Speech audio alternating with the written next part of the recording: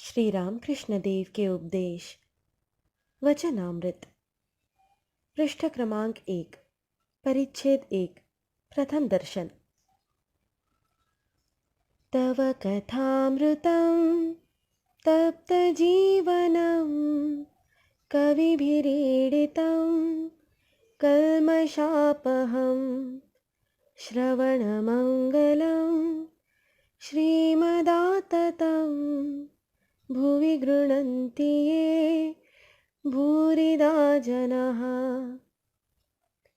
श्रीमद् भागवत 10:31-9।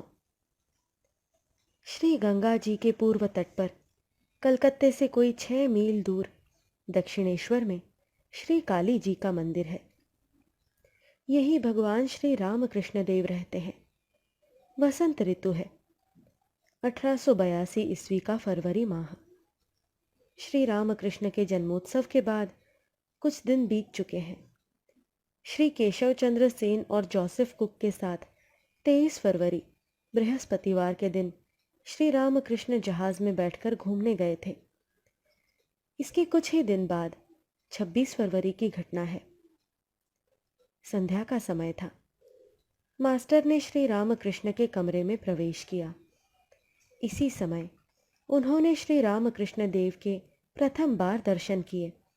उन्होंने देखा कमरा लोगों से भरा हुआ है। सब लोग चुपचाप बैठे उनके वचनामृत का पान कर रहे हैं। श्री रामकृष्ण तखत पर पूर्व की ओर मुंह किए बैठे हुए प्रसन्न वदन हो ईश्वरीय चर्चा कर रहे हैं। भक्तगण फर्श पर बैठे हुए हैं। कर्म त्याग कब होता है? मास्टर खड़े खड़े आश्चर्य मुग्ध होकर देखने गए। उन्हें ऐसा प्रतीत हुआ मानो साक्षात शुकदेव भगवत प्रसंग कर रहे हैं तथा उस स्थान पर सभी तीर्थों का समागम हुआ है, अथवा मानो श्री चैतन्य देव पूरी धाम में रामानंद स्वरूप आदि भक्तों के साथ बैठकर भगवान का नाम गुणगान कर रहे हैं। श्री रामकृष्ण कह रहे थे, जब एक बार हरि नाम या राम नाम लेते ही रोमांच होता है, आंसुओं की धारा बहने लगती है, तब निश्चित समझो कि संध्यादि कर्मों की आवश्यकता नहीं रह जाती। तब कर्म त्याग का अधिकार पैदा हो जाता है। कर्म आप ही आप छूट जाते हैं। उस अवस्था में केवल राम नाम, हरि नाम या केवल ओमकार का जप करना ही पर्याप्त है। आपने फिर कहा, संध्या वंदन का लय गायत्री में होता है और गायत्री का ओमकार में। मास्टर सिद्धू के साथ वराहनगर से निकलकर एक बाग से दूसरे बाग में घूमते हुए यहाँ आ पहुँचे थे। रविवार का दिन था, छुट्टी थी, इसलिए घूमने निकले थे। थोड़ी देर पहले श्री प्रसन्न बैनर्जी के बाग में घूम रहे थे। उस समय सिद्धू ने कहा, गंगा जी के किनारे एक सुंदर बगीचा है, देखने चलिएगा। वहाँ एक परमहंस रहा करते हैं। बगीचे के सामने वाले फाटक से प्रवेश कर मास्टर और सिद्धू सीधे श्री रामकृष्ण देव के कमरे में आए।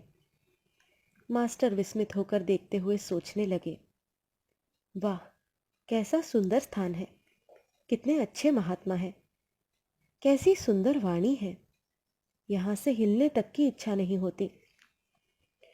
थोड़ी देर बाद उन्होंने मन में विचार किया, एक बार देख आऊं कहाँ आया हूं, फिर यहाँ आकर बैठूंगा। मास्टर सिद्धू के साथ कमरे से बाहर निकले।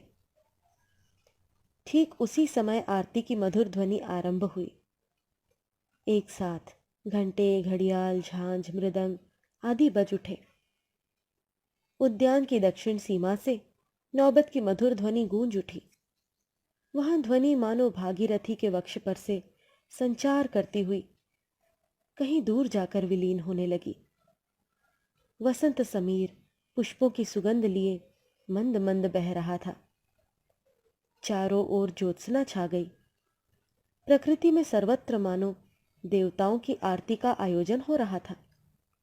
12 शिव मंदिर, श्री राधाकांत मंदिर और श्री भवतारिणी के मंदिर में आरती देखकर मास्टर को अत्यंत प्रसन्नता हुई।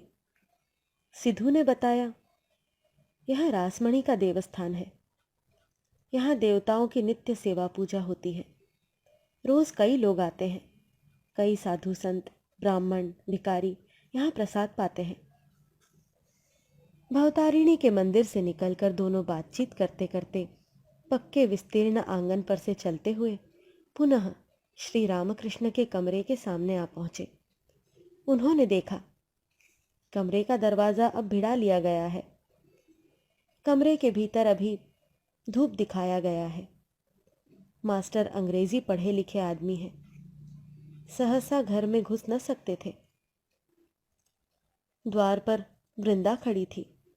मास्टर ने पूछा, साधु महाराज क्या इस समय कमरे के भीतर है? उसने कहा, हाँ, वे भीतर हैं। मास्टर, ये यहाँ कब से हैं? वृंदा, ये बहुत दिनों से हैं। मास्टर, अच्छा, तो पुस्तकें खूब पढ़ते होंगे। वृंदा, पुस्तकें? उनके मुंह में सब कुछ है।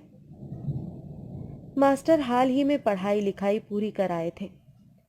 श्री रामकृष्ण पुस्तकें नहीं पढ़ते, यह सुनकर उन्हें और भी आश्चर्य हुआ।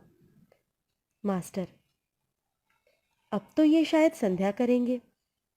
क्या हम भीतर जा सकते हैं? एक बार खबर दे दो ना। वृंदा, तुम लोग जाते क्यों नहीं? जाओ, भीतर बैठो। तब दोनों ने कमरे में प्रवेश किया। देखा, कमरे में और कोई नहीं है। श्री रामकृष्ण अकेले तखत पर बैठे हैं। कमरे में धूप की सुगंध भर रही है। सभी दरवाजे बंद हैं। मास्टर ने अंदर आते ही हाथ जोड़कर प्रणाम किया। श्री रामकृष्ण द्वारा बैठने की आज्ञा पाकर वे और सिद्धू फर्श पर बैठ गए। श्री रामकृष्ण ने पूछा, कहाँ रहते हो? क्या करते हो? वराहनगर क्यों आए? इत्यादि। मास्टर ने कुल परिचय दिया। वे देखने लगे कि श्री रामकृष्ण का मन बीच बीच में मानो दूसरी ओर खिंच रहा है। उन्हें बाद में मालूम हुआ कि इसी को भाव कहते हैं। मानो कोई बंसी डालकर मछली पकड़ने बैठा है। जब मछली आकर कांटे में लगे चारे को खाने लगती है और बंसी का शोला हिलने लगता है, उस समय वह आदमी किस प्रकार व्यस्त होकर बंसी को पकड़े हुए एकाग्र चित्त से शोले की ओर टक लगाकर देखने लगता है, किसी से बातचीत नहीं करता। यह भी ठीक उसी प्रकार का भाव था। बाद में मास्टर ने सुना और देखा कि संध्या के बाद श्री रामकृष्ण को इस प्रकार का भावांतर प्रायः प्रतिदिन हुआ करता है। कभी कभी तो वे पूरी तरह बाह्य ज्ञान शून्य हो जाते हैं। मास्टर, आप तो अब संध्या करेंगे, हम अब चले। श्री रामकृष्ण भावस्थ, नहीं, संध्या ऐसा कुछ नहीं। और कुछ देर बातचीत होने के बाद मास्टर ने प्रणाम किया और चलना चाहा। श्री रामकृष्ण ने कहा, फिर आना। मास्टर लौटते समय सोचने लगे, ये सौम्य दर्शन पुरुष कौन है? इनके पास फिर लौट जाने की इच्छा हो रही है। क्या बिना पुस्तकों के पढ़े भी मनुष्य महान बन सकता है? कितना आश्चर्य है। मुझे यहाँ फिर आने की इच्छा हो रही है। इन्होंने भी कहा, फिर आना। कल या परसों सवेरे फिर आऊँगा।